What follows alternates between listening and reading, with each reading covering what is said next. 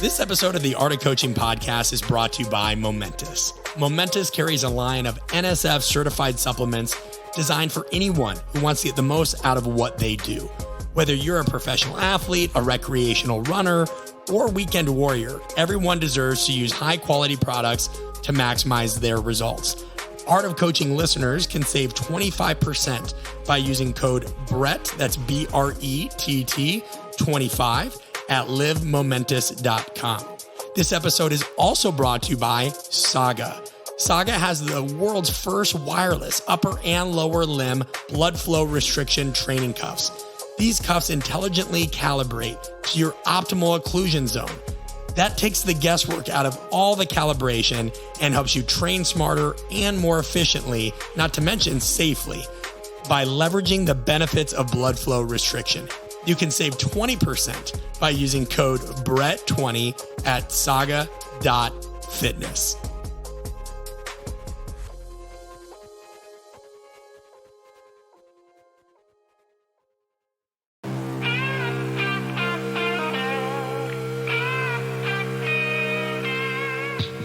Welcome to the Art of Coaching podcast, a show aimed at getting to the core of what it takes to change attitudes, behaviors, and outcomes in the weight room, boardroom, classroom, and everywhere in between. I'm your host, Brett Bartholomew. I'm a performance coach, keynote speaker, and the author of the book, Conscious Coaching. But most importantly, I'm a lifelong student interested in all aspects of human behavior and communication. I want to thank you for joining me, and now let's dive into today's episode.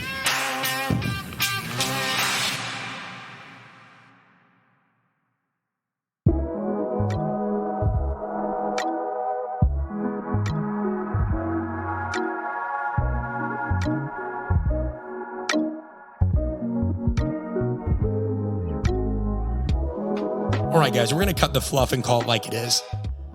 If you listen to a lot of podcasts, you know there are some that feature interviews with subject matter experts, people that have written perhaps insightful research or a unique book on a given topic, and that inspires you and makes you ask all kinds of unique questions. There are others that are more narrative in format, and they have a lot of highly produced nuances to them, music and sound effects and what have you. And there's a staff of 15 to 20 people that work on them, and they're beautifully produced and they're very entertaining. And then there are others that feature guests who, just like you, are real people going through the mess of life, trying to figure out what the next best path is, trying to make sense of the voices in their heads that tells them, hey, this work isn't good enough, or this is what you should do, and this is what you shouldn't be doing. People that are just trying to figure it out. And that's what we have for today's episode. We have a tremendous individual named Nikita Emtsov joining us, somebody who survived a bombing from a terrorist at 10 years old. And him and his family ended up moving from Russia to Canada and had to assimilate to a lot of different aspects of that culture there. Nikita has sung opera, directed movies, acted on stage, dreamt up a wide variety of businesses, and now works in both the fitness space and graphic design space while holding down a full-time job. And if you're thinking, well, wait a minute, what does he do? It sounds like he does a little bit of everything. You're absolutely right. He, like many people in the post-COVID world, has experimented and has also struggled with the voices of perfectionism. And that's why I think you guys are going to love today, because today is all about perfectionism. Nothing about this episode is well rehearsed. This was Nikita's first conversation on the air. And so imagine having a language barrier and this being the first episode you've ever done, but also sharing some elemental truths that I think a lot of you are going to be able to relate to and make sense of in your own way. So I could not be more excited to bring you this conversation between me and my friend Nikita Emstov. Listen up, here we go.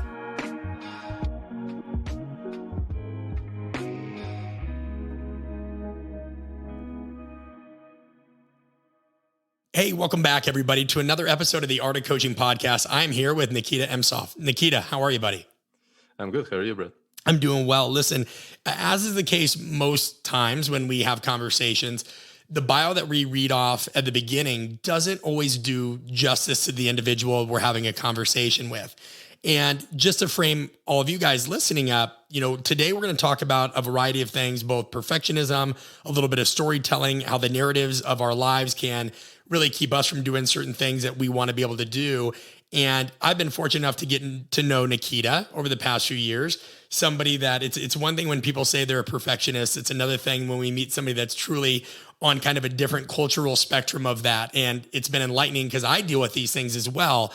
And I know that anytime, Nikita, I've listened to podcasts that have researchers or pop science kind of book writers that talk about these subjects, they give a lot of interesting facts about the situation, but not always about the person. And it's important to me that our audience gets to know you a little bit because they're going to see a lot of yourself in them. And maybe we can help some people out. So if you wouldn't mind just going into a little bit of your cultural background, growing up in Russia, the standards that were placed on yourself at a young age, both, internally and externally, and what that leads into what you do now as a day job and as a side project and some of your approach to life in general. I'd love to give them more insight on that. Yeah, absolutely. So starting from my upbringing and growing up in Russia, I think my perfectionism and troubles with that started back in school when I really liked getting perfect grades in school. I really liked that feeling of people admiring me for that.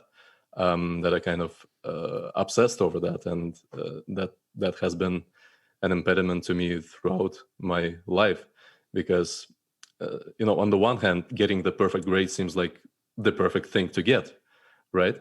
If you get perfect grades in school, you end up, going to good college or university, and then you end up getting the perfect job and earning lots of money and things like that.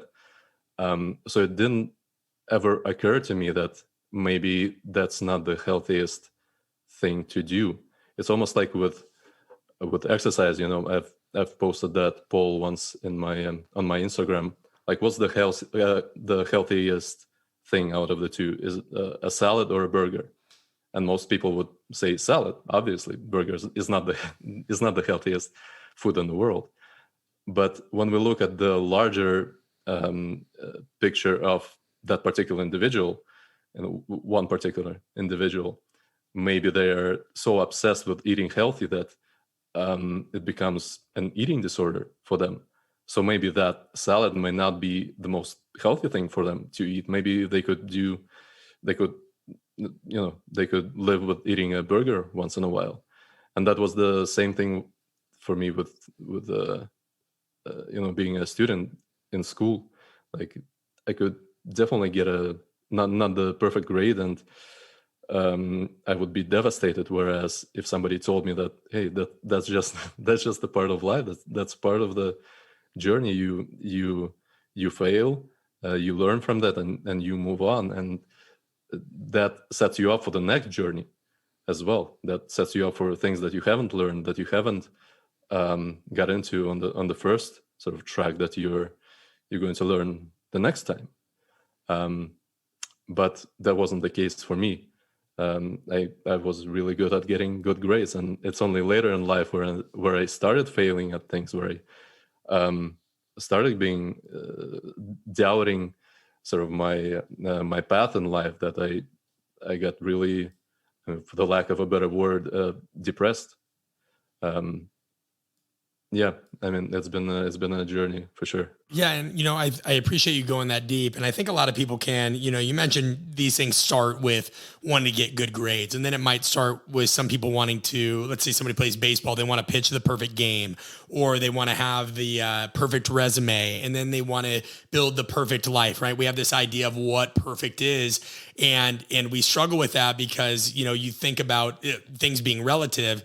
Well, that's going to be the case with everybody, right? I know somebody who's 39, I'm 35 at the time recording this, and they've written 3 best-selling books. They have 3 kids, a massive platform. And I know, we have built a lot of different things at Art of Coaching, and it seems like certain things never happen quickly enough in our life, or that they don't unfold the way that we want. And it's easy to lose track of kind of like, all right, well, here's the progress we made. One thing I wanted to chat with you about as well, because you do describe yourself as a creative person. Is that correct? Yeah. Right. So we we hear you describe yourself as a creative individual, and I want to continue to leak a little bit more of what you do day to day into the audience as so they can get to know what that means exactly in your context. But then we also talk about perfectionism. And I think there's a lot of people listening that can probably relate to this in a way of saying, yeah, I am perfectionistic, but I know that there's other things I could put out in the world, and I either start them and I don't finish them, or, I don't even begin it because I can't make sense of it in my mind and I'm not very organized in my own head. How do you reconcile the fact that to be creative, things are not going to be perfect, and that eventually, if you want something to make a difference, it's going to have to get put out into the world? So at what point does perfectionism not become, some kind of asset that allows you to do high quality work because of the demands you put on yourself, but really it becomes more of this obstacle where you never get anything done because it's never going to be good enough for you? Right. Well, I see it almost as if, I'm sitting in this room, and it's a really nice place. There are interesting things there and interesting projects that I've begun creating, and I'm working on either one of them or all of them simultaneously. But I get so focused on that, so focused on working on those projects, that I forget to go outside and get some air and talk to people about them. And it's almost like I work on these projects for maybe a year without going outside. I'm speaking figuratively. And then when you go outside and when you meet people, you almost get scared because the world has changed in that span of time. But you were isolated in that place. And that makes you scared. It makes you scared of being judged for what you're creating or who you are or where you live, for getting your sort of mind space get a little bit messy while you were working on those things. So you go back inside and you get scared and you stop talking to people, and you just either continue working on those projects or you switch to something else, which has happened to me a lot of times. I'll get excited about one project and I take it one step. I'll take it somewhere, I'll create something, and then to take it to the next level, it requires more work. It requires actually getting things into the world and talking to people, showing these things to people. And it's scary, man. It gets scary. I think I can, where I want to go deeper with that still is when you say it goes scary, what are some of the narratives you say internally? Like, I know if I'm transparent, I often talk about before I was hospitalized, if I was training or working out myself, I'd get on a treadmill or I'd be doing something else relatively intense. And if I didn't make it another mile, I would have some negative self-talk like, you're not going to accomplish this or that or what have you. I mean, it happens when I work on my book. Sometimes we all have this idea or these negative voices and self-talk that come into our heads, right? Which create a narrative. And I'm curious, just because some of our listeners may share yours, and if you're comfortable sharing, what do some of those internal and, of course, hypothetical voices, just so nobody thinks that you have voices actually going through your head, what does that perfectionistic voice say to you? I'm personally just scared of people being indifferent to what I create or to who I am. I'm scared of being average, to tell you the truth, because I really liked, from the very young age, I liked impressing people, and I still do. Where does that come from, though? Where were you not getting that? Not to psychoanalyze, right? But like, where do you think you got that from? I think it was from that time when I, started school, and people. I mean, it wasn't difficult for me to be good at school. Whereas it was for some people, like, not to be arrogant or anything, but I was, what's the word? I forget the word. I stood out as a student. That's it. Yeah, but where I'm going to push back and having a little, there's a lot of, relatively, there's a lot of folks that, they're pretty good. Like, I would have to imagine, like, no doubt you're intelligent individual, very intuitive, perceptive. But there had to be other people, right? So I'm not buying, and I say this in a friendly but challenging way, I'm not buying that it was just like, oh yeah, school. I mean, like, what were you like, did you graduate at like 9, so like, No, I wasn't a prodigy. right. So where else was that coming from? Cause it couldn't have just been attention at school. Like, what was your parents' view on some of this stuff? Did they like that? Was there something did school not even impress that? What were they like a little bit, if you don't mind me asking? No, what sure. are they like? I mean, they always encouraged me to get good grades, and it's not like I would get beaten or anything like that, or punished for getting a bad grade. I wish they told me that it was okay to get a bad grade. I wish they noticed earlier that I was a little bit obsessed with the. You wish they had? Is that what you said? I wish they had. Yeah. I wish they had that I was being obsessed or obsessive about getting good grades, being the perfect student. I think it would serve me better in life if I had failed more earlier. And sure. I think that's a really good insight, because you talk about, and to give you guys listening a little bit more context, Nikita, and when was this? This would have been November 21st, 2019. You applied to our coalition program, right? Our mentoring program. And still to this day, your application has stood out for many reasons, but I'm going to read an excerpt if you don't mind. You had said, on one hand, I'm incredibly thankful for the opportunity to be employed at a stable workplace for so many years as a newcomer to Canada after you moved from Russia, obviously. Some people are not that lucky. And the flexible schedule allowed me the freedom to pursue all sorts of interests as a young adult. I've sung opera, directed movies, acted on stage, dreamt up a great number of innovative businesses that surely would have taken over the world. Obviously, saying that tongue in cheek, you have a wonderful sense of humor. Had, somebody ever escaped that, or had they ever escaped that dream realm? So, given that, what do you mean you didn't have the opportunity to fail? Because it sounds like you leapt head first into, I don't know if the average listener has sung opera. I think we've all done some, relatively interesting things, whether we perceive them to be interesting or not in our lives, but seems like you had a lot of opportunities to fail there. So did you cherry pick something? Were these things that you were always really good at? Elaborate on that. I think once there's a reason why I'm not doing most of those things anymore, because once I failed, I would start failing at something, I would lose the passion for it, or I would feel like I'm losing passion for it. Whereas, that feeling of being discouraged is not something like, there wasn't anything wrong with that. I don't think I was losing passion for the thing that I was doing. It was just I hated failing. So I would fail once or twice, and then I would move on to something else.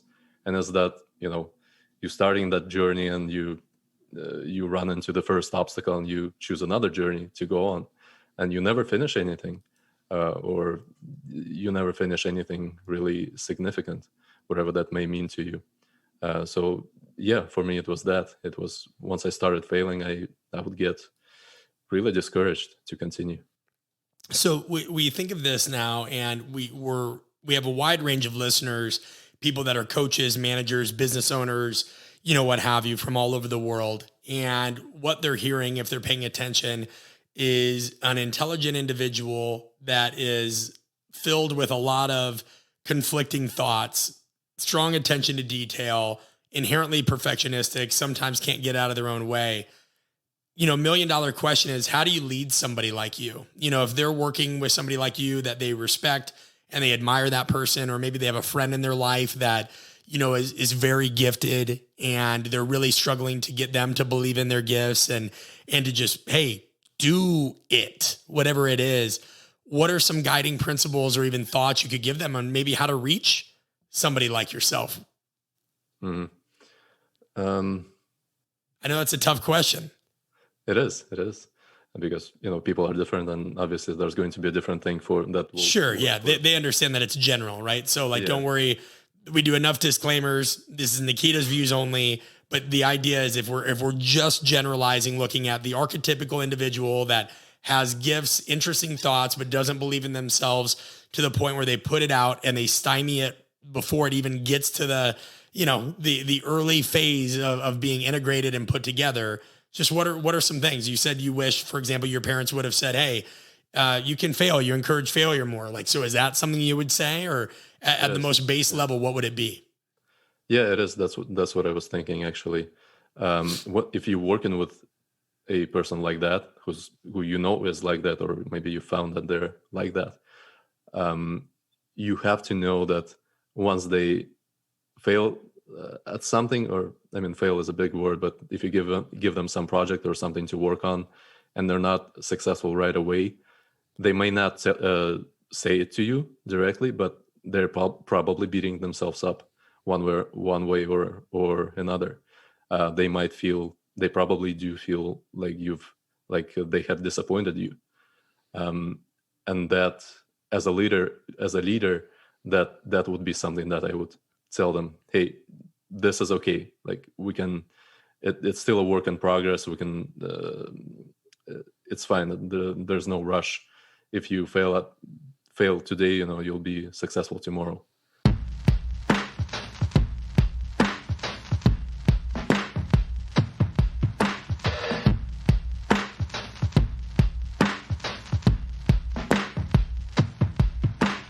Hey guys, we'll get right back to the episode with Nikita in a moment. I hope you're enjoying this. I want to urge you to take a moment and go to artofcoaching.com/apprenticeship. You guys are going to find the 5 final dates where I'm going to be running our workshops this year. There are going to be no more other than the ones that are listed there in the United States. UK and Europe, once you guys open up, we are going to get there ASAP, and we have some things planned. But go to artofcoaching.com/apprenticeship. There are super early bird discounts for anybody that's gone through any of my online courses. You get a $180 discount. You can save upwards of $380 to $500 just by registering early. We're going to be in Dallas, Chicago, Seattle, Boston, and Nashville. And I know some of you are like, well, when are you coming to New York, or when are you coming to California? Guys, we have new dates posted all the time, but what I'm telling you is these are the last ones we are going to be doing this year. So I'm going to ask you, when are you going to come over to Boston or Nashville? If there's something you want to do and you know you need to work on it, you'll prioritize it. I'm trying to give you a respectful kick in the pants. Get to one of these cities, go to artofcoaching.com/apprenticeship, and do not miss the opportunity to save money by registering early. Again, that's artofcoaching.com/apprenticeship. For those of you that are strength coaches, 1.8 CEUs. For those of you that are not, you don't need to worry about any of that. We have people from over 30 different professions attending these, and we can't wait to help you, meet you, and work with you.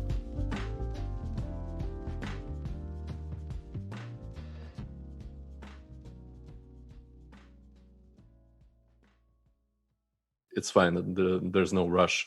If you fail today, you'll be successful tomorrow.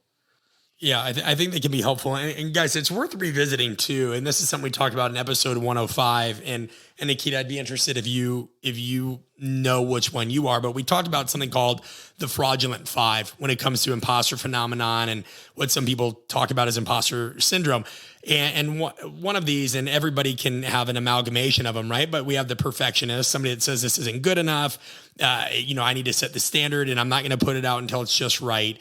We have the soloist, which, hey, if I can't do this without help, then I'm clearly not as good as I thought I was. I know that I've definitely had aspects of that. The visionary is, I can see what needs to be done. I can envision the final project or product, but I just can't seem to get all the pieces together, right? These are people that have the grand vision, but they need an integrator for sure.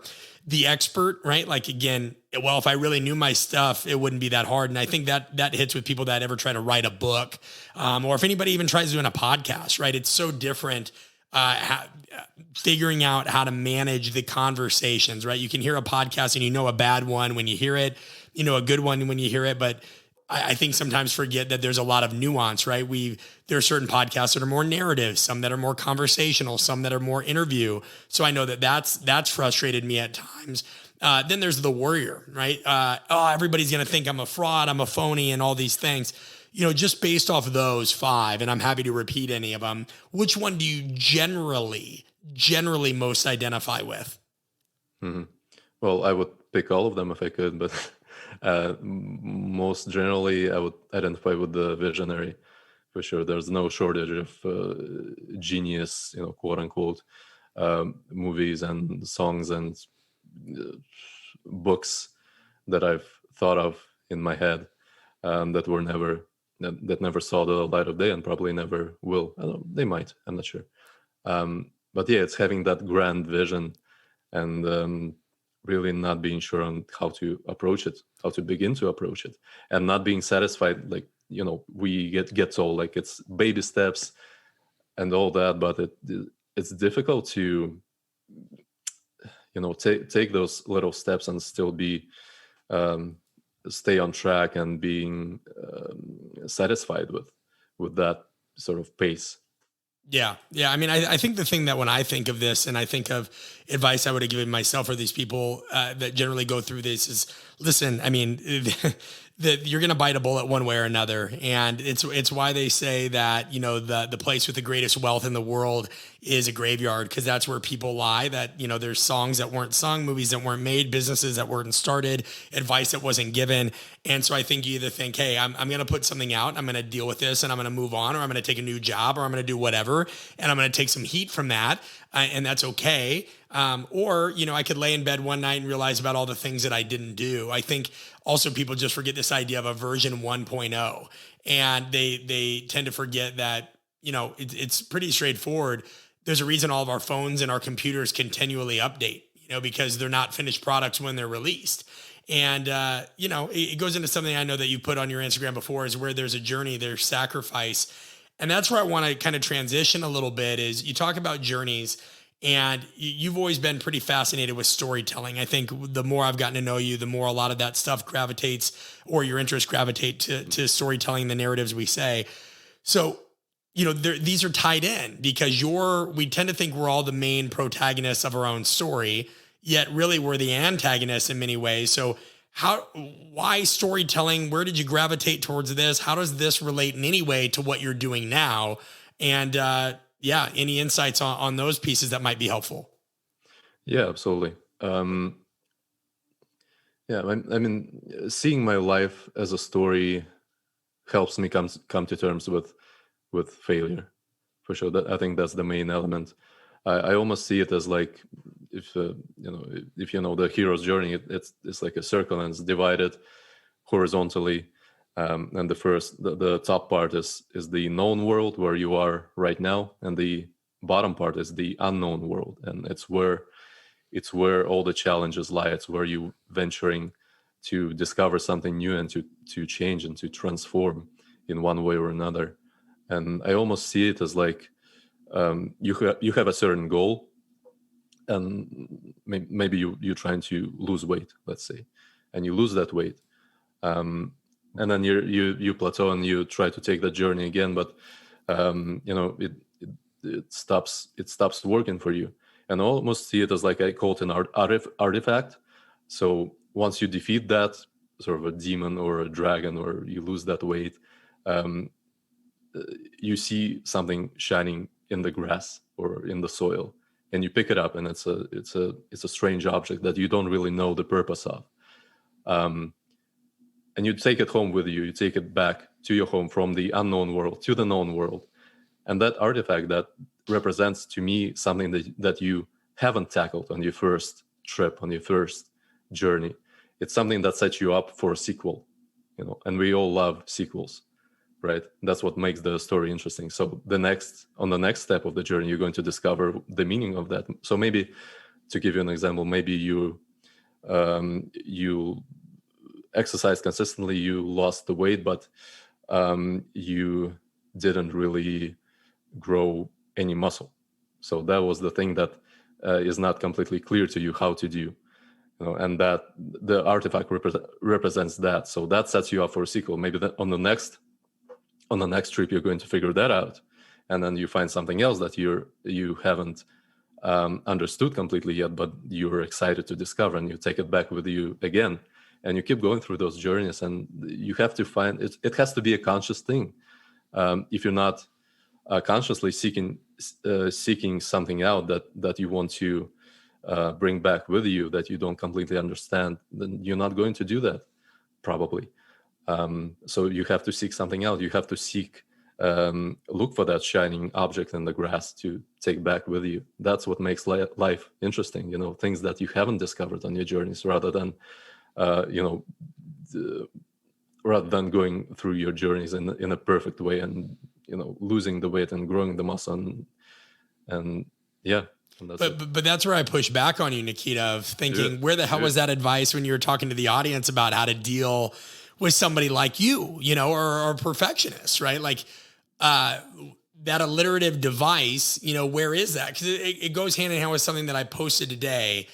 And it's a cartoon, which I know you'll appreciate because you're tremendously skilled at graphics. If anybody's ever looking for any kind of graphic design help or your presentations suck, definitely reach out to Nikita, but we'll talk about that towards the end.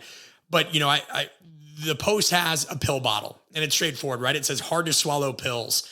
And the hard to swallow pill is that true expertise doesn't come without experiencing numerous failures. That's just how that is, right? Like, you can't social media yourself to success. You can't fake your way to success long-term. Somebody's going to find you out at some point. Everybody's going to have to put skin in the game. They are. They're going to have to put skin in the game proactively. They're going to have to put skin in the game reactively. And you're going to have to put your work out there for the world to criticize or tear down. And those who don't do shouldn't teach. And that's a pushback on something that I heard a lot of, well, those who can't do teach. And I'm like, what an awful phrase, right? Because you don't have to be perfect and you don't have to have all the answers, but you do have to be willing to grow. So why not use that same advice that you just gave, or that example of the hero's journey? Hey, you've got to find, you're going to go through some ups and downs. You got to look for some artifact, something that is going to help that inciting incident and whatever is holding you back in life or whatever's put you in this tough situation. It's going to help remove that, or it's going to help bring new light to that thing. Why is that still so hard for you as somebody that researches stories so much to still get past some of your own stuff? What's still in the way? Well, it's because I am fascinated with all that stuff because it's hard for me. Yeah. You know, it's that thing. I've posted it on my Instagram as well, and I use it with my clients. Sometimes that phrase, it's because, not despite. I'm not fascinated with those things. I don't practice those things, you know, despite, you know, despite being not good at them. I practice them because I'm not very good at them. Sure. You know? Yeah, no, I can appreciate that. You know, so is that how, you know, if somebody's listening to this and they're like, all right, this sounds interesting, but like, what do you mean? How do I find my story? You know, what does that mean? How would you explain that? How would you explain people find their story? If somebody's listening in their car, they're halfway trying to figure out when they need to turn, you know, and they still want to listen to you, and they want to take something actionable away from this. You know, what advice are you giving them to finding your story? Like, how would you coach them to do that? I would say start noticing those little stories play out in your daily life. Even with that, you know, you inviting me to be on the podcast is very much a hero's journey for me. It started when you invited me, so that started in my mind. You know, I started preparing for that mentally. And right now I'm, you know, you better be sure I'm fighting that dragon. You know, I had to prepare for the journey. I had to tell myself that, no, I'm going to forget I'm going to forget my words. I'm going to forget to say something that I really want to say. I'm going to be frustrated with myself. I'm going to sweat bullets. But I'm going to go through that. It's not going to be perfect, but I'm going to go through that. And I'm going to take away something from that. That artifact that I haven't really, you know, maybe I haven't tackled with you during that discussion. Maybe I bring it up on my Instagram, on my social media once I figure out what it is, and I'll continue that discussion, but with my audience on Instagram. So yeah, it can be those really mundane things that I can even say.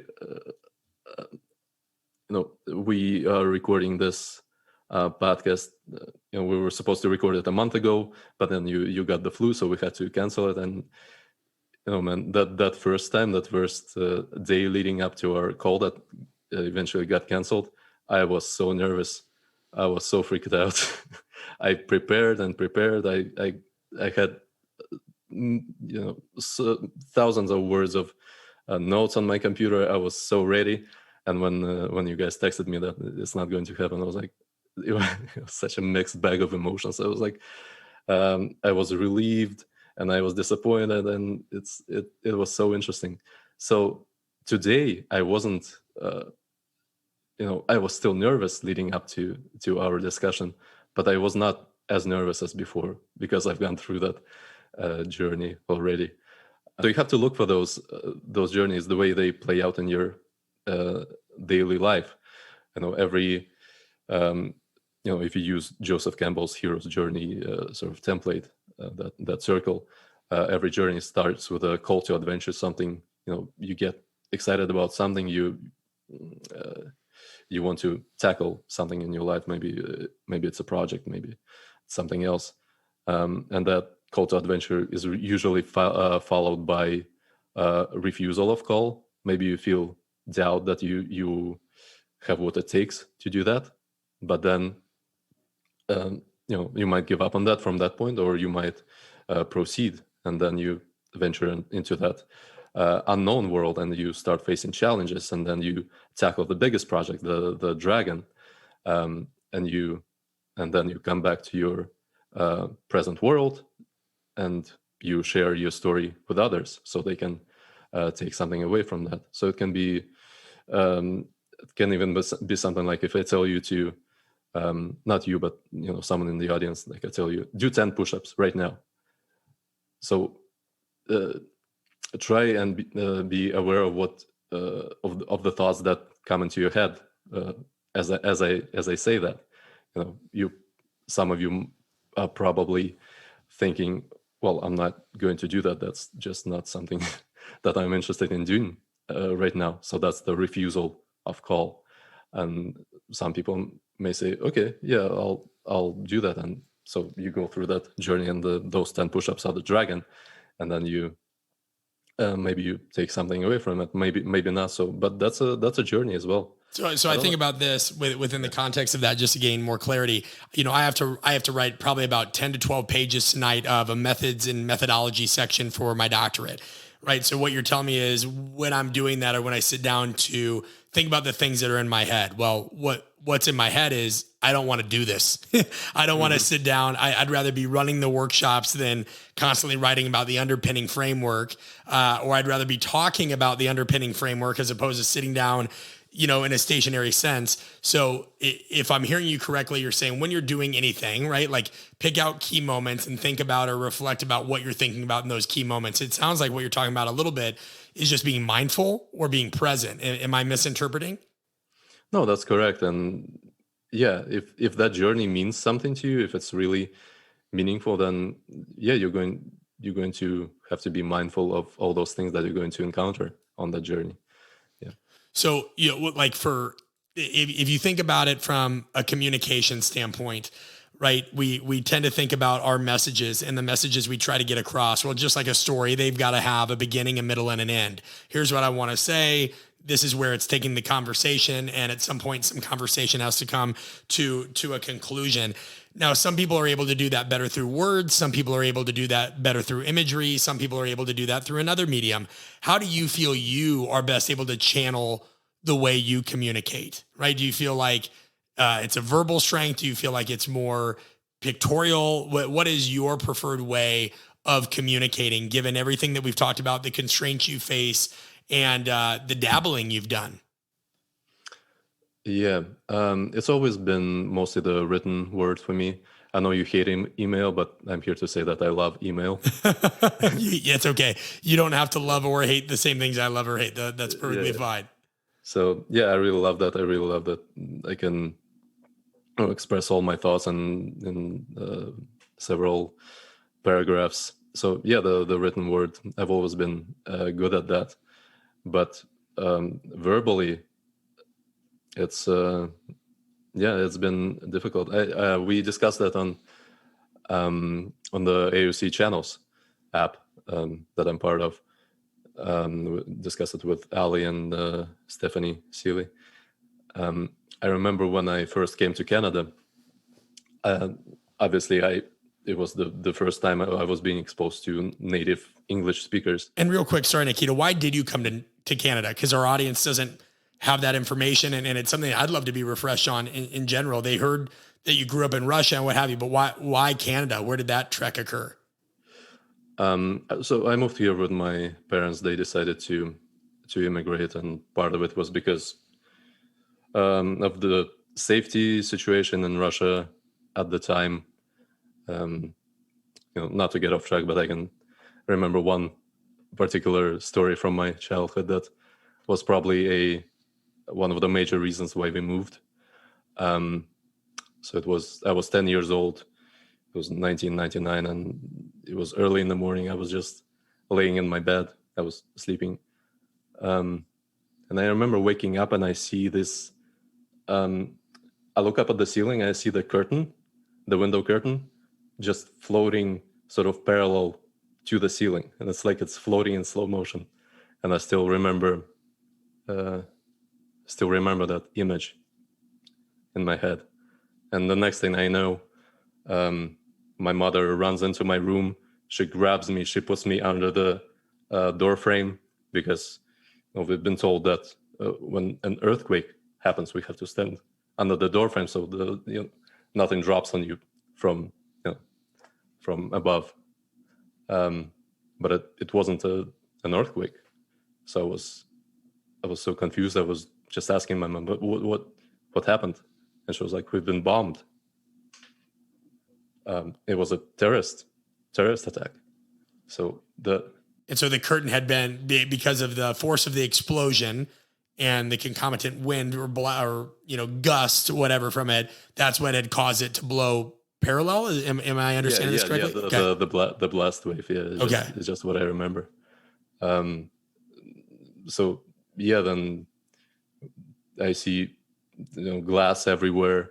The window frame kind of torn off with the concrete from where it used to be, and the doors are broken and things like that. And we run to the street, and everybody is standing there, not sure what happened, sort of confused. It was a scary moment. How old were you? So this was a terrorist act that occurred. How old were you? I was 10. And is this something that I imagine your parents still have to remember this clear as day? Yeah, I was home with my mother. My father was working out of town at that moment. So it was, I don't think I've asked him like what was running through his head when I think he heard on the radio that there was an explosion, and he rushed back to us. I think he was there in like an hour. So then, this is a lot to process, right? Something I didn't know about you as well. So how long, after that, did you decide to move to Canada? And then more importantly, was this just a quick decision like, hey, we're out? Did you have to, I couldn't imagine that was a cheap thing to do. Your family had jobs. There are people right now that have tremendous difficulty finding jobs, just coming out of a pandemic. How do they even search a job, or did he work for a large company that had, was a conglomerate and an aspect of it in Canada? That just seems like a lot. How did that get managed? Yeah, no, not at all. My mother wasn't working. My father was, he was just selling stuff at the time. He was just like an entrepreneur. What kind of stuff? He was selling bikes and rugs and whatever he could. So just hustling, selling whatever he could. It was Russia in the 90s. Yeah, he was Russian the night, like what we see. Okay, like in The Saint with Val Kilmer. Was it Cold Fusion that he was selling? Yeah, pretty much. So then he just decides we can pick this up and go to Canada and do the same thing. Why Canada?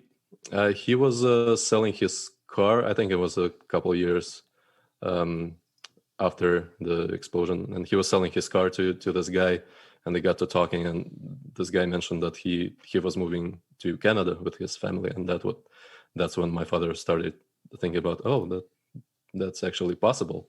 This guy is doing it, so let's see where that takes us. And it took a long time for us. It took, I think, 6 years for the whole process to come to fruition. So then picking back up to the original question, and thanks for going deep there. I can't believe you were going to leave that out, you punk.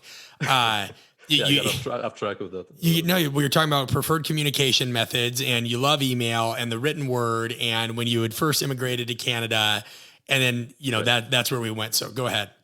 Yeah. So when I first came to Canada, I couldn't really speak the language freely. I wasn't fluent. Um, so I remember being very controlling about my accent and the way I sounded when I did speak. And I remember people like native English speakers commenting on that, that they didn't really hear any accent from me because I really tried to sound uh, Canadian, sound like a native speaker because I wanted to fit in. I couldn't speak fluently, so I tried to speak with a perfect accent. And with time, as as I kind of learned to speak without thinking too much about it, and I started understanding people what they were saying to me. Um, I remember starting letting go of that control over my accent, over the way I sounded. And right now, I mean, you could say that it's pretty clear I have a Russian accent or a European accent. Um, but at that point, I no longer cared how I sounded because I was able to express my personality, the way it is from just through speaking to people and discussions. And I was able to understand everybody. So I let go of that control. And I forget what we were talking about, but but I think a lot of those things is about learning to let go of control when you have to let go of it. And with that, even with that podcast, I mentioned, the first time I had probably over prepared my notes, and that got me really anxious. I didn't want to leave anything out. But yesterday, as I was thinking about our talk, um, I remember consciously letting go of that control a little bit and just allowing myself to be myself and just to have a discussion with you. And that just made me smile as I was thinking about it. And it got me relaxed and it got me excited about, this opportunity to tell my story to the world and maybe help people through, talking about my experiences. Um, and it's like restrictive dieting. People restrict their diet so much, they hold that control, they hold it, and their grip gets so tired, so they have to let go of it completely, and their arms are so tired at that point from holding that control that they no longer can hold any sort of control. So it's like it's finding that happy medium of control, and not being perfect all the time, but being good enough consistently, that makes a difference to me in my projects and the way I think about the way I live my life. Yeah, and you mentioned control. I think it would be interesting to get your take on what role you think that plays in perfectionism, because to me that's a very clear correlation, right? And I wonder if sometimes people, they say, I'm perfectionistic or what have you. It's really they're putting a different term on something. Maybe they have trouble relinquishing control. And, we know that that can be a self-esteem issue. We know that that can be a number of things, but what would you say to folks that, again, right now and I think of, if you want me to give you a case study and I'll change your name, let's say her name's Bridget, but I'm looking at it literally right now as I'm talking to you. Right. And she's talking about how she has 6 kids at home and her time is incredibly limited. And she needs to be strategic on how she does anything. And so it's hard enough to gain focus in general with 6 kids at home. I mean, can you imagine? But she's got work that she wants to do. She's got contributions she wants to make. And, I'm not asking you to give advice on parenting. I'm not asking you to give advice on her business. I am asking you just something you would say to a Bridget or a Tommy or anybody, a Bjorn, whoever it is that is saying the conditions are not right. The conditions are not right. Therefore, I cannot create. What would you say to that person? What would be a strong coaching moment or soundbite you would say to that individual who thinks there is going to be this time, or maybe it doesn't think there's going to be, but maybe is hoping and waiting for it? What would you say to them? I would say take stock of things that you are trying to control that you really cannot. Um, take stock of things that you can control and should maybe control more. And see if you pick one thing and see if you can let go of controlling that a little bit and see if anything changes or anything horrible happens. um, yeah, I mean, that's what I would say to them. Yeah. Well, listen, I think that might be the message that they need to hear. Nikita, I want to make sure and point people towards the many things that you do, and I'll be transparent. I think that it's, for those of you listening, and we get asked this a lot, is, oh, hey, how do you do some of your graphics or what have you? So much of what we do is in-house, but Nikita has been kind enough to come on through a mentoring capacity and some things that we've helped him with and things that he helps us with. He is tremendously skilled at graphic design. And, this has kind of been an unexpected thing for you, right? Like you first came over to Canada and you had, excuse me, what was your day job? What was the main job that you did before you got into anything fitness related and whatever else? Could you give us some insight there before I go on and give more context into what I'm saying? Yeah, I've been doing that day job for 13 years, I think now. I work in television broadcasting in a master control room. So if you imagine like 1,000 screens in front of you, and you put up commercials and things like that, you control the quality of the broadcast. That's what that's what I do. Great. So if people have seen, and thank you for going into that, because it's going to highlight, if people have seen The Dark Knight, you're basically Morgan Freeman's character standing in front of all those screens. But then you dabbled in some fitness stuff, and really you found a lot of strength in graphic design. I know I've recommended a lot of people to you, what have you. How did that come to be? And if other people listening right now are like, damn, I would pay this guy for a little bit of help with graphic design, whether that's my presentations or whether that's some other stuff. How can people find you? How can they support you? What's the best way they can even do that?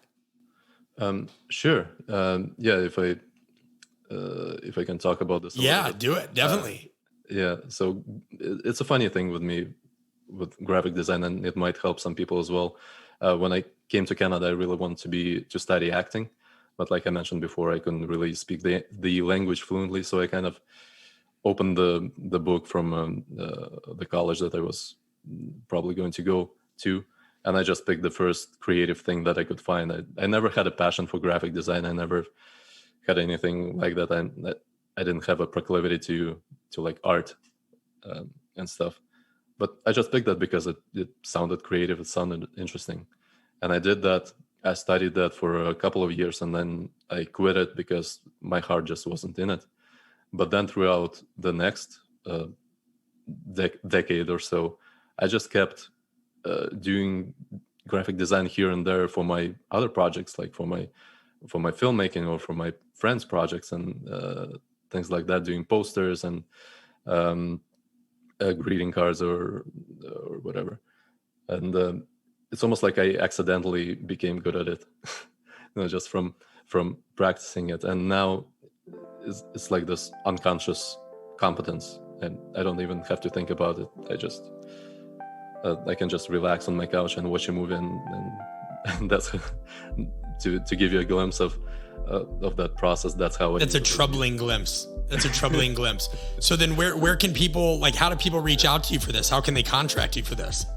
They can just reach out to me on my Instagram. It's Nick Emtsov, NICKEMTSOV. That's my main social media profile, and they can just DM me. Perfect. And we'll make sure and put that in the show notes. Nikita, I know that this is a huge step out of your comfort zone. I know that, I screwed you up the first time getting sick. My apologies. Really, we'll just play the blame game. I'll blame my son. I think I've been sick about 30 times this year, where normally I get sick maybe once a year. But it's the daycare stuff that's always fun. But I couldn't be more grateful for you coming on and bearing your soul and allowing me to jab you a little bit. At the end of the day, man, this is relatable. And there's a lot of people that are going to listen to this and deeply appreciate your transparency. So, thank you. And I want to give you the final word. Yeah, thank you. I really appreciated you having me on and just, mentoring me through the coalition and being a good friend and a mentor throughout these couple of years. It's really been a life-changing experience, and I hope we can meet in person again soon once the borders reopen and we can just hang out. No question. Well, guys, until next time, Brett Bartholomew, Nikita Emstov, and the Art of Coaching podcast. Please, if this or any episode has helped you whatsoever, leave a review on iTunes. We depend on them. We are a small business trying to do good. Tell a friend, share it with 5 people, reach out to our guests, show them your support. We appreciate you listening, and we will talk to you soon.